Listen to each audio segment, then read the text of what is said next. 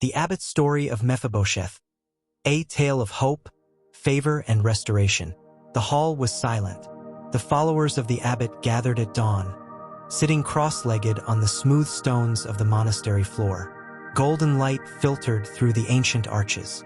The abbot stepped forward, his robes whispering like the wind through cedar trees. He looked at his followers, young, weary, searching, and spoke softly. "Today, I will tell you a story of a man who believed his life was over. A man forgotten, a man broken, a man living in the shadows of who he used to be. But the universe had already written another ending for him." The followers leaned in. The abbot raised his staff gently and began. The story begins.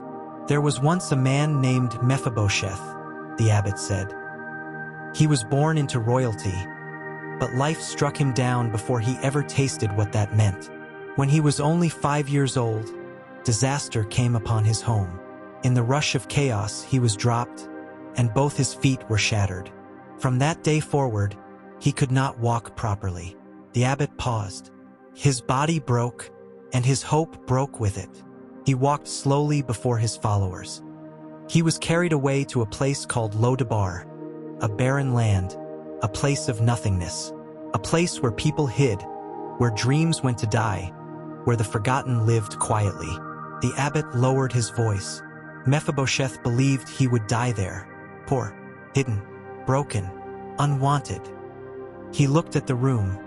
Many of the young followers bowed their heads. They knew what it felt like to live beneath their potential. "But the story," the abbot whispered, "was not over. A king remembers what others forget." One day, the abbot continued, King David, one of the greatest kings of his time, asked a question that would change everything. "Is there still anyone left that I can show kindness to?" And the name that surfaced was Mephibosheth, the forgotten one, the broken one, the one who believed life had passed him by. The abbot smiled gently. "You see, my students, sometimes favor looks for you even when you have stopped looking for it. Fear meets favor." When the king's men found Mephibosheth, the abbot said, "He was terrified. Imagine being called by a king when you feel unworthy. Imagine approaching royalty while thinking you are nothing. Imagine expecting judgment and receiving kindness." The abbot placed his palm over his heart. Mephibosheth bowed low and said, "I am nothing but a dead dog." That was how he saw himself. The abbot let the silence sink in. "Tell me," he said softly, "how many of you speak to yourselves the same way? How many of you believe you are not enough because of what life has done to you?" Several followers closed their eyes. "Yes," the abbot nodded. Mephibosheth was broken in his legs, but the greater injury was the one inside his mind, the restoration. "But King David did not see a broken man," the abbot continued. "He saw royalty, he saw destiny, he saw a promise." The abbot raised his staff and declared, "David restored everything that Mephibosheth had lost." The room held its breath. His family land, his home, his inheritance, his honor, and more than that. The abbot smiled. The king said, "You will eat at my table, like one of my own sons." A collective gasp moved through the hall. To eat at the king's table, the abbot explained, is to be lifted from poverty into abundance, from shame into honor, from forgotten into beloved. What this means for you? The abbot turned to his followers, voice deep with meaning. Mephibosheth's story is not just history.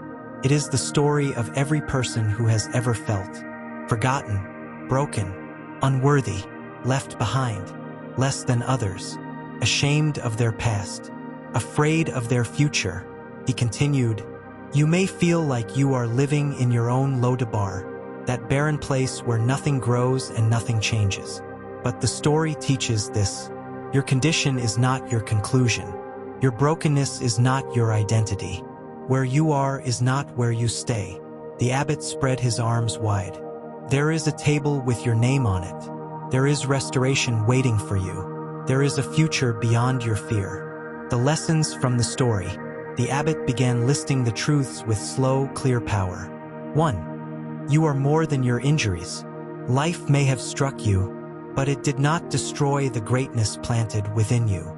2. Your value never disappeared. Even when he hid in Lodabar, Mephibosheth was still royalty. He forgot his value, but value does not disappear because you do. 3. Help can find you where you are. Even in isolation, grace found him. Even in fear, favor came knocking. 4.